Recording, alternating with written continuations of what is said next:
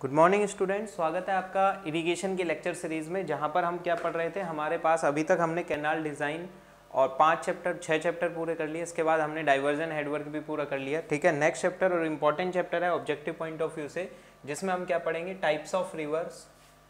सबसे पहले हम ये देखेंगे कि टाइप्स ऑफ रिवर्स क्या होते हैं।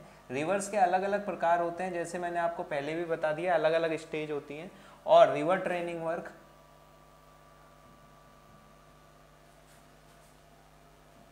रिवर ट्रेनिंग वर्क्स, और इसके अलावा हमारे पास cross drainage work. Cross drainage works का मतलब कोई कंस्ट्रक्शन वर्क है, कोई भी एक स्ट्रक्चर टाइप होता है, उसकी बात हम करते हैं। तो सबसे पहले हमारे पास पहला टॉपिक देखते हैं, टाइप्स ऑफ रिवर। देखिए, टाइप्स ऑफ रिवर्स जो हैं बेसिकली हमारे पास जो बहुत अलग अलग स्टेज में है। तो हमारे पास जो मेन जो हमारे पास क्लासिफिकेशन हमको देखना है, एल्यूवल रिवर, डेल्टाइक स्टेज वगैरह कुछ नहीं देखना हमको। सबसे पहले 3 तरह की हमारे पास रिवर्स हैं, अगर हमारे पास सिल्टिंग स्कोरिंग के आधार पर बात करें। ठीक है, बेस्ड ऑन, क्योंकि हमारे पास यही इंपॉर्टेंट है, बेस्ड ऑन, इंपॉर्टेंट का मतलब हमको यही पढ़ना है, बाकी तो ज्योग्राफी का पार्ट है। Based on silting and scoring, based on silting and scoring of banks and beds, जो रिवर है उसके बेड और उसमें सिल्टिंग और स्कोरिंग के आधार पर 3 प्रकार की रिवर होती है। सबसे पहली रिवर जो है हमारे पास वो कौन सी है, आपके सामने लिखी हुई है, अग्रेडिंग रिवर। देखिए, अग्रेडिंग रिवर जो होती है उसमें पढ़ना क्या है आपको, अग्रेडिंग रिवर वह रिवर होती है, वैसे तो मैंने लिख दिया है, जरूरत ही नहीं है लिखने की। अग्रेडिंग रिवर ये क्या होती है, जब कैनाल बेड में सिल्टिंग होती है तो ये बनती है। जैसे मान लीजिए कोई भी नदी है, कोई भी नेचुरल स्ट्रीम है, और ये इसका क्या है, बेड स्लोप है। ये हमारे पास क्या है, इसका बेड है। अगर ये हमारे पास इसका बेड है तो भैया होगा क्या, यहाँ पर ये देखो, अगर हमारे पास ये इसका बेड है तो अगर इसमें सिल्टिंग होगी, मेन अग्रेडिंग का मतलब सिल्टिंग से याद करो, और अगर इसमें स्लोप मान लीजिए पहले ये है, ठीक है, पहले स्लोप ये है, ठीक है, अगर यहाँ पर सिल्टिंग होती चली जाए कुछ हिस्से में सिल्टिंग होती चली जाए, तो होगा क्या, जो फाइनल स्लोप है वो कुछ इस तरीके से बन जाएगा, जो कि इनिशियल स्लोप से क्या है, ज़्यादा है। तो जब भी हम बात करें अग्रेडिंग रिवर, तो अग्रेडिंग रिवर ऐसी रिवर होती है जो कि रिवर बेड में सिल्टिंग होने से बनती है। दूसरा मेन कारण, सिल्टिंग होने की वजह से क्या होता है, जो final bed after silting, after aggradation जो फाइनल बेड स्लोप होता है नदी का, वो बड़ा होता है किससे, जब हमारे पास अग्रेडेशन नहीं हुआ था इनिशियल बेड स्लोप से। ठीक है, तो फाइनल बेड स्लोप जो होता है वो इनिशियल बेड स्लोप से ज़्यादा होता है, ये आपको याद होना चाहिए। ठीक है, तो अगर सिल्टिंग होती है तो नदी में क्या होता है, अग्रेडेशन होता है। ठीक है, सिल्टिंग स्कोरिंग के आधार पर बात कर रहे हैं। ठीक है, तो अग्रेडिंग रिवर मतलब जिसमें सिल्टिंग हो और जिसमें ढाल बढ़ जाता है। ठीक है, जब नदी फ्लैट प्लेन्स पे चलती है तो उसमें इस तरीके की समझ देखने को मिलती है। दूसरा हमारे पास है डिग्रेडेशन, डिग्रेडिंग रिवर। देखो नाम से ही पता लग रहा है, मैं लिख नहीं रहा यहाँ पर, यहीं पर दिख रहा होगा आपको आराम से। डिग्रेडिंग रिवर क्या होती है, जिसमें कैनाल बेड में रिवर बेड में स्कोरिंग होने से बनती है। जैसे फॉर एग्जांपल, अगर मैं आपके सामने ये मान लीजिए पहले इनिशियल बेड स्लोप था, अगर ये हमारे पास इनिशियल बेड स्लोप था और किसी भी वजह से यहाँ पर क्या हो रहा है, कटाव हो रहा है, ये हिस्सा कट गया, ये हिस्सा कटता जा रहा है, कैनाल रिवर बेड की बात हो रही है, और कट के अगर ये हिस्सा कुछ इस तरीके से रह गया, ठीक है, पहले अलग था अब इस तरीके से रह गया, तो अब जो फाइनल स्लोप जो बनेगा नदी का वो क्या बनेगा, ये वाला रह गया। तो फाइनल स्लोप अब जो है वो कम रह गया पहले के स्लोप की तुलना में। ठीक है, तो जो हमारे पास स्कोरिंग हो रही है कैनाल बेड में, रिवर बेड में जब स्कोरिंग हो रही है, स्कोरिंग मतलब कटाव हो रहा है, तो भैया उस स्थिति में जो नदी की परिस्थिति होती है उसको डिग्रेडेशन ऑफ रिवर बोलते हैं। इस प्रकार की नदी को हम डिग्रेडिंग रिवर बोलते हैं। डिग्रेडिंग रिवर में क्या हो रहा है, फाइनल आफ्टर डिग्रेडेशन स्कोरिंग होने पर फाइनल बेड स्लोप जो है वो कम हो गया किससे की तुलना में, इनिशियल बेड स्लोप की तुलना में फाइनल बेड स्लोप क्या हो गया, हमारा कम हो गया है। ठीक है, तो ये चीज़ आपको आनी चाहिए। इनिशियल बेड स्लोप की तुलना में कम हो गया, तो इसको बोलते हैं डिग्रेडेशन। ठीक है, तीसरा हमारे पास है रिवर मेंडरिंग या मेंडरिंग रिवर। ठीक है, रिवर मेंडरिंग या मेंडरिंग रिवर समझ में आ गया ना भैया। अग्रेडिंग रिवर क्या होती है, डिग्रेडिंग रिवर क्या होती है। ठीक है, रिवर मेंडरिंग होती क्या है आपको मैं एक बार बता देता हूँ। जब नदी सांप की तरह एस कर्व बनाते हुए चलती है तो भैया उस केसेस में हमारे पास जो नदी होती है उसको मेंडरिंग रिवर या मेंडर्ड रिवर कहा जाता है। तो तीसरे प्रकार की जो है वो हमारे पास मेंडरिंग रिवर होती है, परंतु मेंडरिंग रिवर में कैनाल का जो बेड है उसमें स्कोरिंग ना होकर साइड से बैंक्स में स्कोरिंग होती है, उसके आधार पर हमारे पास मेंडरिंग होती है। तो कुल मिला के अगर आप परिभाषा बात करो तो ऐसी नदी जो अपने बहाव क्षेत्र में एस कर्व बनाती हुई चले, एस कर्व बनाती हुई चले, तो उस नदी को हमारे पास कौन सी नदी कहा जाता है, मेंडर्ड रिवर कहा जाता है, रिवर मेंडरिंग कहा जाता है। और उसमें कुछ इस तरीके से हमारे पास टर्मिनोलॉजी है जो डिफाइंड की जाती है। जैसे मान लीजिए ये हमारे पास कोई नदी है और ये इस तरीके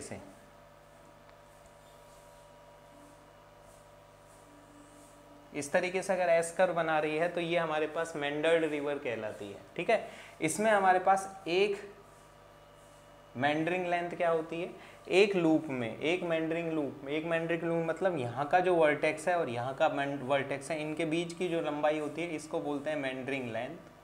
ठीक है, जो इनके बीच में ये वाली जो दूरी होती है ये होती है मेंडरिंग विड्थ, इसको बोलते हैं मेंडरिंग विड्थ। ठीक है, इसको बोला जाता है मेंडरिंग विड्थ। अगर मेंडरिंग पैटर्न खत्म करना होता है तो यहाँ पर आप कट ऑफ चैनल लगा सकते हो, आर्टिफिशियल भी होती है और अपने आप भी बन सकती है कई बार ये।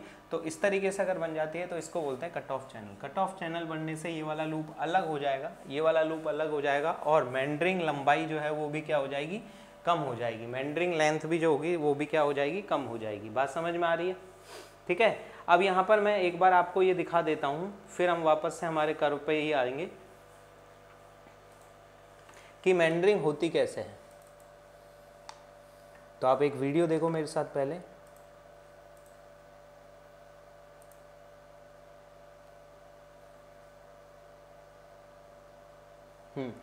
नदी अपने जो अपर कोर्स होती है, अपर कोर्स मतलब जो हिली स्टेज होती है और टफ स्टेज होती है, मैंने आपको बताया था ना, हिली स्टेज होती है और ट्रफ स्टेज होती है, जहाँ पर बोल्डर का होता है वहाँ पर ये नहीं बनता। मिडिल कोर्स में मेंडरिंग पैटर्न बनाती है। तो नदी इस तरीके से सांप की तरह जो मेंडरिंग पैटर्न बनाती है वो अपने अपर कोर्स में नहीं बनाती। किस कोर्स में बनाती है, मिडिल कोर्स में बनाती है। पहली बात समझ में आ रही है, मिडिल कोर्स में बनाती है। दूसरा हमारे पास एक चीज़ और है, आपने बात करी क्या, सिल्टिंग की बात करी। तो सिल्टिंग कहाँ होती है, सिल्टिंग बेसिकली होती है डेल्टाइक स्टेज में होती है, लोअर कोर्स में होती है। ठीक है, और जो स्कोरिंग होती है वो अपर कोर्स में होती है जहाँ अग्रेडेशन होता है। ठीक है, नदी समंदर में मिलने से पहले बहुत धीमी हो जाती है और छोटी छोटी जल धाराओं में बदल जाती है। इसको डेल्टाइक स्टेज बोलते हैं। ये मार्शी लैंड बन जाती है और यहाँ डेल्टाइक स्टेज होती है। ठीक है, तो ये हमारी डेल्टाइक स्टेज है। एक चीज़ और है आपके पास, अभी मैं बताऊंगा यहाँ पर, इसको बोल रहे हैं ऑक्सबो लेक। ऑक्सबो लेक क्या है, पहले मेंडरिंग पैटर्न ही होता है, परंतु धीरे धीरे ये मेंडरिंग पैटर्न अगर किसी भी वजह से यहाँ से ये अलग हो गया तो धीरे धीरे ये वाला हिस्सा अलग हो जाता है और समय के साथ, क्योंकि इसमें कंटिन्यूस पानी तो आता नहीं है, तो धीरे धीरे ये मतलब सूख कर मार्शी लैंड बना लेता है और इस तरीके का स्ट्रक्चर बिल्कुल नदी से अलग हो जाता है। जब ये अलग हो जाता है तो ये एक तरीके का यू शेप बनाता है और इसको ऑक्सबो लेक के नाम से भी जाना जाता है। इसको ऑक्सबो लेक के नाम से भी जाना जाता है। मेंडरिंग में जब मुख्य नदी से मेंडरिंग, कोई भी मेंडरिंग कर्व अलग हो जाता है और कुछ दिनों बाद जब वो मार्शी लैंड दलदली स्थिति बना लेता है तो उसको ही हम बोलते हैं ऑक्सबो लेक। ठीक है, उसी को हम बोलते हैं ऑक्सबो लेक। चलिए एक बार देख लो कि मेंडरिंग पैटर्न किस तरीके से बनाया जाता है। From the deltas where the river drains into seas, and how are they formed? Meanders are formed in the middle course of a river. Middle course में बनती है भैया meandering. Almost a flat plane in the middle courses. ये देखिए, As water flowing under gravity seldom flows straight for any long distance, a winding course soon develops. The irregularities of the ground force the river to swing in great S-shaped curves, forming horseshoe-like loops called. ठीक है, ये horse shoe life loop तो बन गए। Horse की नाल होती है, घोड़े की नाल होती है, उस टाइप कर्व बनाते हैं, तो ये एस कर्व बनाता है। इसी को ही बोला जाता है river meandering. Called meanders. Now let us see how a meander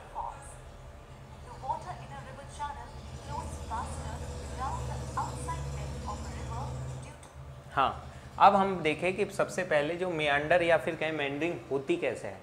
mainly जब हमारे पास फ्लड की बात करें, फ्लड सिचुएशन में जब नदी में अच्छा खासा पानी आता है बरसाती रीजन में, तो होता क्या है, ये वाली चीज़, ये वाला जो बैंक है इसको आउटसाइड बैंड बोलते हैं, और ये वाला जो बैंड है इसको इनर बैंड बोला जाता है। ठीक है, आउटसाइड बैंड बोला जाता है और इनर बैंड बोला जाता है। तो होता क्या है, जब हमारे पास आउटसाइड बैंड होता है तो एक्स्ट्रा जब हमारे पास क्या आता है, पानी बहुत ज़्यादा आता है, फ्लड का पानी जब बहुत ज़्यादा आते हैं, तो कोई भी चीज़ देखिए, मान लीजिए अगर ये मैं अपने पास इस कर्व का कोई ये सेंटर है, अगर ये सेंटर है तो अगर कोई यहाँ पर चल रहा है तो वो धीमे चल रहा होगा, और कोई दूर चल रहा है तो वो तेज़ चल रहा होगा, क्योंकि दोनों को एक मतलब पूरा चक्कर लगाना है तो इसको फास्ट चलना होगा। तो जो आउटसाइड वाटर है, जो हमारे पास आउटसाइड बैंड पर पानी है वो फास्टर है, और इनर साइड में जो बैंड है उसमें वो पानी कैसा है, स्लोअर है। समझ में आ रहा है।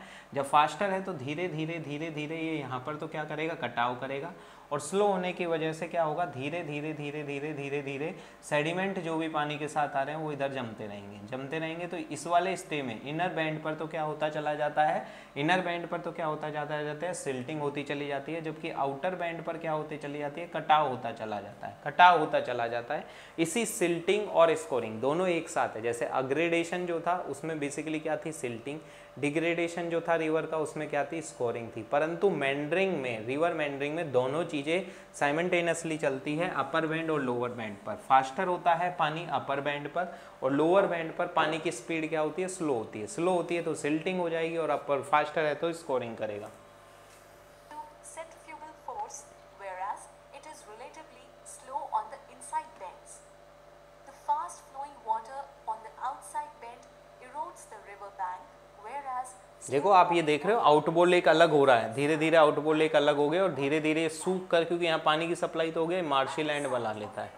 ठीक है, अब जिस साइड में इरोजन होता है, इरोजन किस साइड में हो रहा है, आउटर बैंड में हो रहा है, तो उधर तो रिवर क्या बना लेती है, क्लिफ बना लेती है। क्लिफ का मतलब एक तरीके से खाई जैसी आकृति बना लेती है। तो जिस एरिया में आउट बैंड पर तो क्या हो जाता है, रिवर क्लिफ बन जाता है, जबकि यहाँ पर क्या होता है, एक स्लिप स्लोप बना देती है नदी, दूसरे एंड पर क्या बना लेती है, स्लिप स्लोप बना लेती है। ठीक है, तो ये इस तरीके से चलता रहता है हमारे पास। ठीक है, तो ये हमारे पास बेसिक जानकारी थी रिवर मेंडरिंग से रिलेटेड। परंतु हम कहेंगे बेसिक जानकारी से होगा क्या सर, हमको तो आप ये बता दीजिए क्वेश्चन कैसे आते हैं। ठीक है, तो बेसिकली ऑब्जेक्टिव में क्वेश्चन किस प्रकार से आते हैं मेंडरिंग लैंड से रिलेटेड, वो मैं आपको एक बार बता देता हूँ। ज़्यादा कुछ है नहीं, परंतु कुछ एक पार्ट ही होता है। देखिए मार्शी लैंड अलग हो गई, इसको ऑक्सबो लेक बोलते हैं, यू आकृति का बनता है, और ये धीरे धीरे मार्शी लैंड में कन्वर्ट हो जाता है। Oxbow Lake later turns into a swamp and subsequent floods may silt up the lake. It becomes marshy and eventually dries up. ठीक है, तो ये हमारे पास रिवर मेंडरिंग से रिलेटेड है। अब यहाँ पर आपको मैंने बता ही दिया कि हमारे पास टेक्निकली ये बताओ साहब कि ऑब्जेक्टिव में क्वेश्चन किस प्रकार से आता है। नॉलेज तो हमको मिल गई, मेंडरिंग होती कैसे है, ग्रेडेशन होता कौन सी है। तो भैया एक कर्व से दूसरे कर्व के बीच की ये जो दूरी होती है इसको क्या बोला जाता है, मेंडरिंग लेंथ बोला जाता है। और इनर और आउटर एज में जो सबसे ज़्यादा दूरी में होता है उसको क्या बोला जाता है, या तो मेंडरिंग बेल्ट बोला जाता है, या तो इसको मेंडरिंग बेल्ट बोलते हैं, या फिर इसको मेंडरिंग विड्थ भी बोलते हैं। ठीक है, खास बात यह है कि अपने पास अलग अलग हमारे पास स्पेसिफिकेशन है, परंतु आपको याद होना चाहिए कि मेंडरिंग लेंथ जो है, मेंडरिंग लेंथ है और मेंडरिंग विड्थ है। तो मेंडरिंग विड्थ जो होती है मेंडरिंग लेंथ से ज़्यादा होती है, मेंडरिंग विड्थ होती है जो मेंडरिंग लेंथ से ज़्यादा होती है। ठीक है, यानी चौड़ाई ज़्यादा हो जाती है इस कर्व की वजह से लंबाई की तुलना में। आपने देखा भी था, अभी आप देखो तो अगर मैं आपको वापस से दिखाऊं, Material on the inner bank forming. The outside bend gets eroded rapidly and the meander loop becomes odd.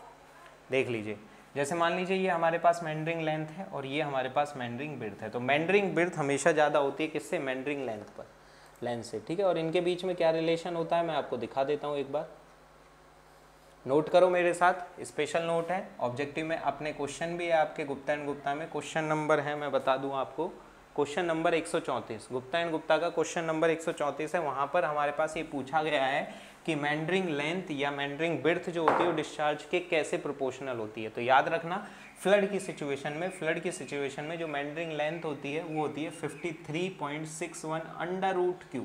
बस आपको ये याद रखना है कि जो मेंडरिंग लेंथ होती है वो प्रोपोर्शनल होती है डिस्चार्ज के, पर डिस्चार्ज के भी रूट पर, ठीक है, रूट पर होती है। दूसरा हमारे पास जो मेंडरिंग विड्थ होती है वो भी प्रोपोर्शनल होती है अंडर रूट क्यू के, परंतु क्योंकि मैंने आपको बता दिया मेंडरिंग विड्थ ज़्यादा होती है और वो कितनी होती है 153.42, ये जबकि यहाँ पर कितना है केवल 53 है, ठीक है। और मेंडरिंग विड्थ और मेंडरिंग लेंथ इनका जो रेशो होता है इसको मेंडरिंग लेंथ में मेंडरिंग रेशो बोलते हैं, ठीक है, इसको मेंडरिंग रेशो बोलते हैं। जो नदी की चौड़ाई होती है वो डिस्चार्ज के अंडर रूट क्यू के समानुपाती होती है और कितनी होती है 8.84 अंडर रूट क्यू होती है, ठीक है।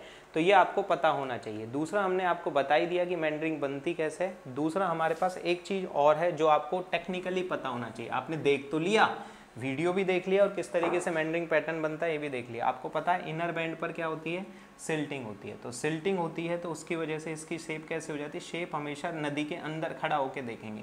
अगर मैं नदी के अंदर खड़ा हो जाता हूँ तो मेरे को ये वाला हिस्सा जहाँ पर सिल्टिंग हो रही है, यानी कि जो सिल्टिंग हो रही है वो हिस्सा कैसा दिखेगा, कॉन्वेक्स, उत्तल दर्पण ऐसा दिखेगा, कॉन्वेक्स ऊपर से देखेंगे तो कॉन्वेक्स।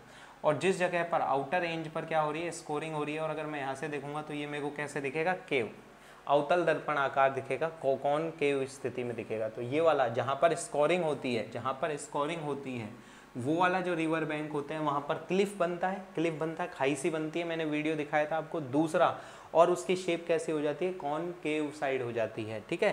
और जबकि जहाँ पर इनर बैंड होता है वहाँ सिल्ट डिपॉजिट होता है और उसमें क्या होता है हमारे पास कॉन्वेक्स स्लोप या कॉन्वेक्स साइड ऑफ रिवर बन जाती है, ठीक है। जो हमारे पास रिवर पैटर्न है, मेंडरिंग पैटर्न है, उनके अगर स्पर्श रेखा खींची जाए तो उनके बीच में जो एंगल है उसको हम बोलते हैं एंगल ऑफ स्विंग। इतने एंगल से स्विंग हो गई है रिवर मेंडरिंग के दौरान, ठीक है, तो इसको हम बोलते हैं स्विंगिंग एंगल, ठीक है। इसके अलावा तीन चीज़ें जो आपको आना चाहिए, जिसमें मैंने सबसे पहले आपको बता ही दिया क्या, मेंडरिंग रेशो क्या होता है, मेंडरिंग विड्थ और मेंडरिंग लेंथ होता है, और ये एक से ज़्यादा होता है क्योंकि मेंडरिंग विड्थ हमेशा ज़्यादा होगी किससे, मेंडरिंग लेंथ से। कट ऑफ चैनल मैंने आपको दिखाई दी थी। कट ऑफ चैनल का उपयोग मेंडरिंग लेंथ को कम करने के लिए या नदी को वापस से स्ट्रेट पोर्शन में लाने के लिए हम आर्टिफिशियल चैनल या फिर नेचुरल मेड चैनल बनाती हैं, उसको बोला जाता है कट ऑफ चैनल्स बोला जाता है। इनकी वजह से नदी की लंबाई को कम किया जाता है, ठीक है। लास्ट और फाइनल और इम्पोर्टेंट, टोर्टियोसिटी या कट ऑफ रेशो। देखिए मान लीजिए हमारे पास नदी है जो कि मेंडरिंग पैटर्न बना रही है,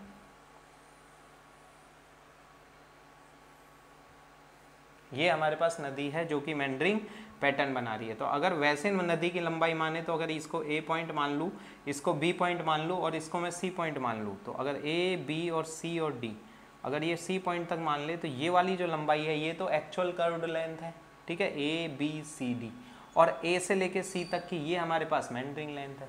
तो नदी की जो स्ट्रेट लेंथ होती है या मेंडरल लेंथ होती है वो, और नदी की जो कर्व लेंथ होती है या एक्चुअल लेंथ होती है वो, तो एक्चुअल लेंथ ऑफ कर्व और स्ट्रेट लेंथ ऑफ कर्व इनका जो रेशो होता है उसको कट ऑफ रेशो या टोर्टियोसिटी ऑफ मेंडरिंग लेंथ बोलते हैं। जो नदी का ये होता है ये 1.7 से लेके 3 या इससे ज़्यादा भी होता है, नॉर्मली ये 1.7 to 3 के बीच में या इससे ज़्यादा भी देखने को मिलता है, ठीक है। तो ये हमारे पास हो गया टोर्टियोसिटी। तो हमारे पास टाइप्स ऑफ रिवर हो गया। चैप्टर का एक पार्ट हमने देख लिया यहाँ पर कि नदियों के प्रकार अलग अलग होते हैं, परंतु हमारे पास based on silting scouring, bed की सिल्टिंग स्कोरिंग से क्या होता है और साइड्स की सिल्टिंग स्कोरिंग से क्या होता है, अग्रेडेशन, डिग्रेडेशन और मेंडरिंग, ठीक है। तो ये हमारे पास हो गया ये चैप्टर। अब हम देखेंगे हमारे पास कौन सा, रिवर ट्रेनिंग वर्क देखेंगे कि रिवर ट्रेनिंग वर्क का किया जाता है।